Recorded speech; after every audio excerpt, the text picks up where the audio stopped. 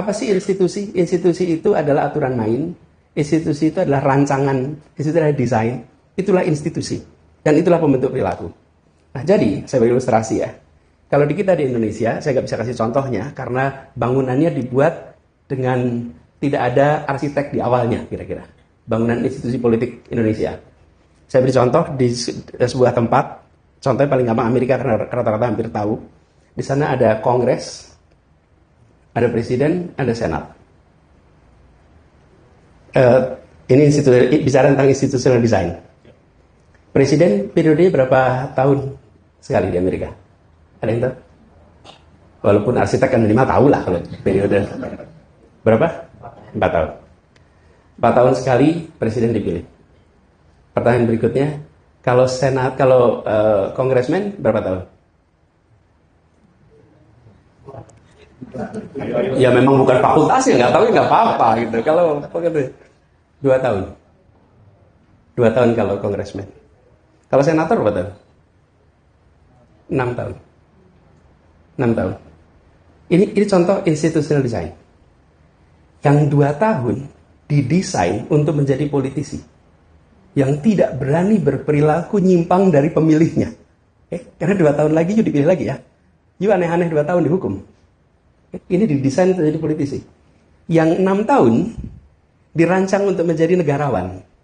Dia dikasih durasi yang panjang, sehingga dia berani mengambil sikap yang berbeda. Kadang-kadang, di dalam pemerintahan, kita harus mengambil keputusan benar, tapi tidak baik. Baik itu artinya populer. Baik itu artinya didukung. Benar itu value. Mengambil keputusan yang benar, tapi tidak baik, karena electorally merugikan. Nah, bagi yang di 2 tahunan, nggak berani ambil putusan yang nggak populer. Bagi yang 6 tahunan, ambil putusan yang benar.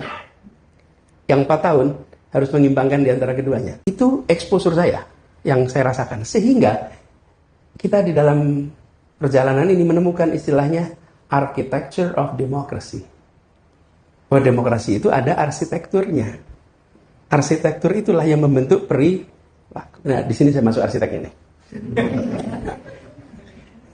Nah, kemudian saya ketika mempelajari itu, sering datang jalan-jalan melihat bangunan, melihat gedung. Setiap saya melihat gedung itu, saya perhatikan, betul-betul kita ditaklukkan sama arsiteknya ini. Masuk, dipaksa belok ke sana, dipaksa jalan sana, nggak bisa, saya nggak punya pilihan lain gitu.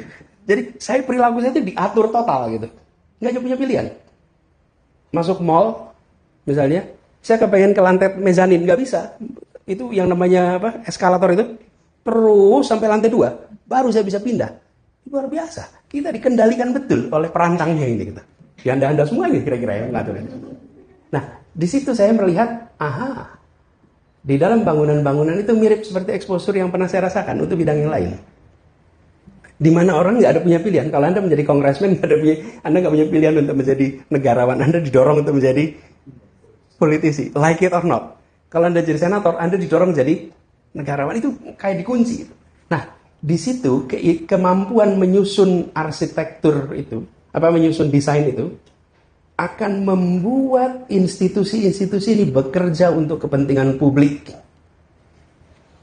Karena dirancang untuk mengejar kepentingan publik.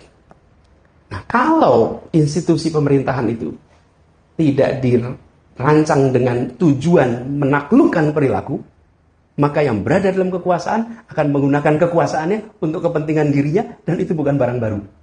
Itu seumur umat manusia.